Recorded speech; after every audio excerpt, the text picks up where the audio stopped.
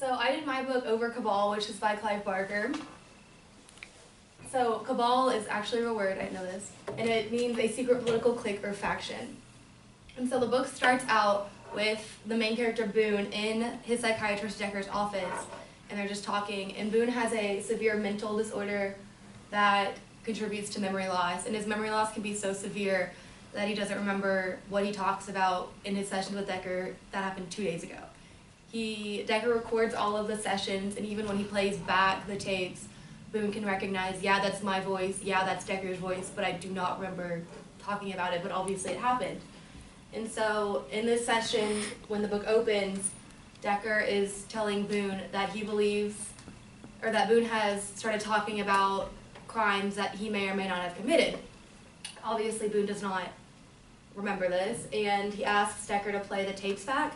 However, at this point, in response, Decker says that he cannot because he is afraid for Boone's safety. So he burns the tapes because these crimes are so brutal and he could go away for so long, and there have been so many of them that he is essentially harboring a criminal at this point. The police believe that the killer has been the same due to the MO, the method of killing, and the staging of the crime scene afterwards. There have been like 10 murders, I believe, at this point. And so after Decker discloses this to Boone and their session is over, Boone goes back to his apartment and tries to kill himself. However, Decker sends people and tells the cops, hey, this guy, he's upset, he might do something to harm himself. He didn't disclose any information about why, but just says that they need to keep a look on him. And so they do, and so his attempts at suicide fail, and he's rushed to the hospital. At the hospital, he comes in contact with this man who's just rambling about this place that came to him in a dream.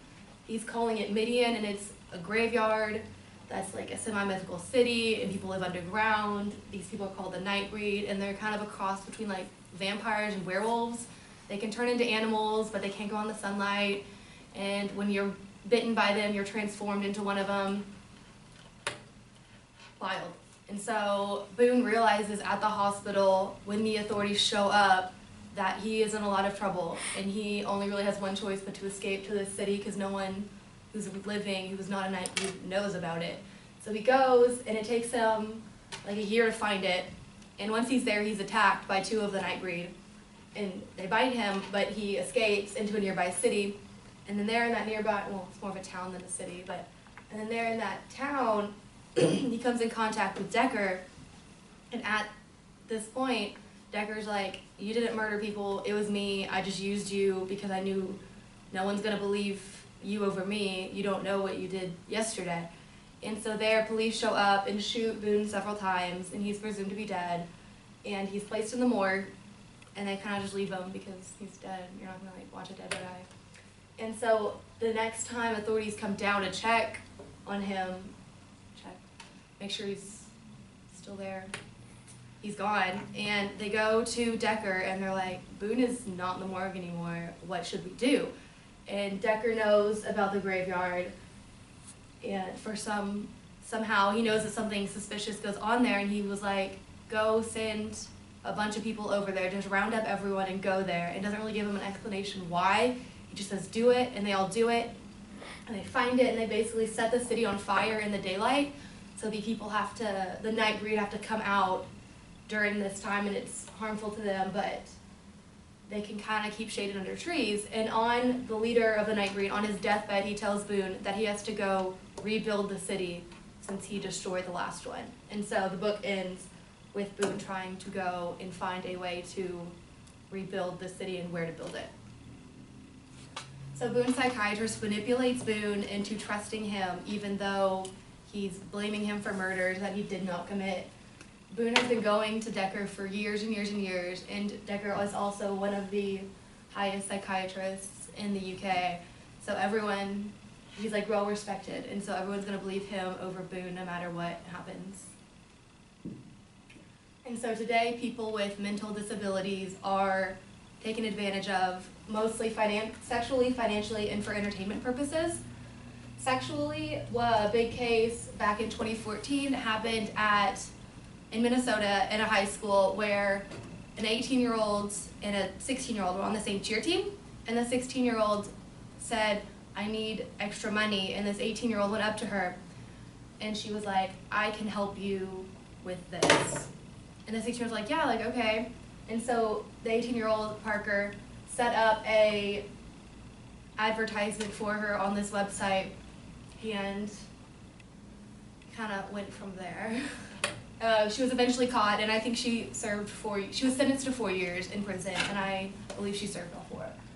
Financially, a lot of times people with mental disabilities are paid way less, and their like personal funds are taken away without their permission. And how this is kind of compensated on paper is that they have room and board. However, this room and board is worse than the conditions that they have to work in. For example, Henry's Turkey Service, which is a company based out of Texas, in their Iowa factories, they hired many people with mental disabilities, and they had to perform like evacuations and stuff to get the turkeys ready.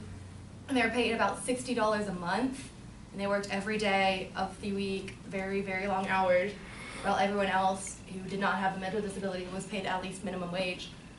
And then they had to live in this abandoned Iowa schoolhouse that was more of a squalid fire trap than anything else. It had like vermin infestations. There was no heat. There was no cold, like no air conditioning. And Iowa can get pretty hot in the summer, pretty cold in the winter. And they basically just had to deal with it.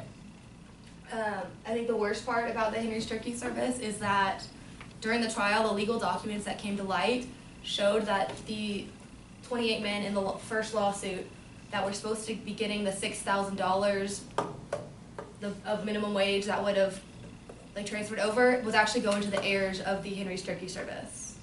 And so all the 28 men and their families got the $6,000, and yeah, it was a pretty big scandal for them. And for entertainment purposes, a lot of times people with mental disabilities are either like put to fight against one another or they're beaten for pleasure.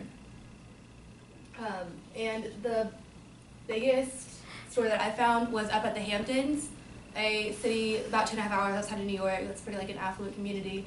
It's along the sea. 4 home group workers put these 2 men, they were 50 years old, but according to the New York jury that in the trial, they had the mental capacity of preschoolers. And so the 4 kind of made them fight against one another, and they were rewarded with like cheers and stuff like that. And I think 2 of them were committed to felonies. 1 was a misdemeanor, and then 1 took a plea deal. And the one that took a plea deal was only 19 at the time.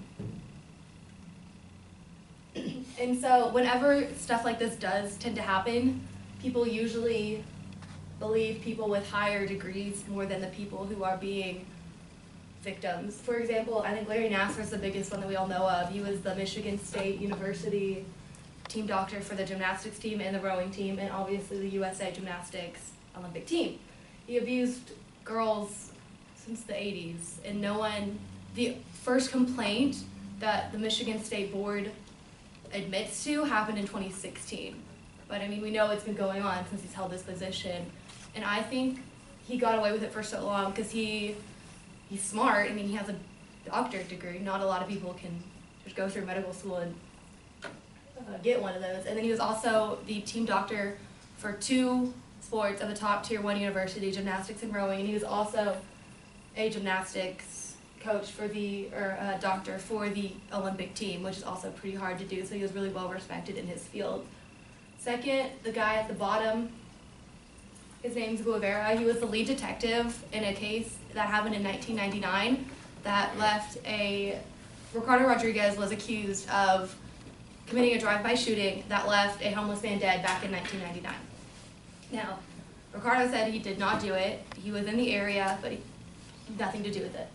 And the key witness was pushed to say that he saw Ricardo Rodriguez commit this murder by Guevara. And the key witness was like, no, I didn't see it. I saw it happen, but I did not see Ricardo Rodriguez or anyone else in particular commit this. But Guevara essentially forced him to say this. And since Ricardo Rodriguez, this was a couple of weeks ago that this came out, since then a lot of other men, I think around 26 other men at least, have accused or have identified, yes, that's happened to me. Guevara was the lead detective on my case, and I did not commit these murders. And so last, I have Decker, the psychiatrist, when he was like, just send people out to Midian, the police did not question him. They were not like, oh, that's kind of weird. It's a graveyard. Like, what's going on there? They just did it right away with no questions asked.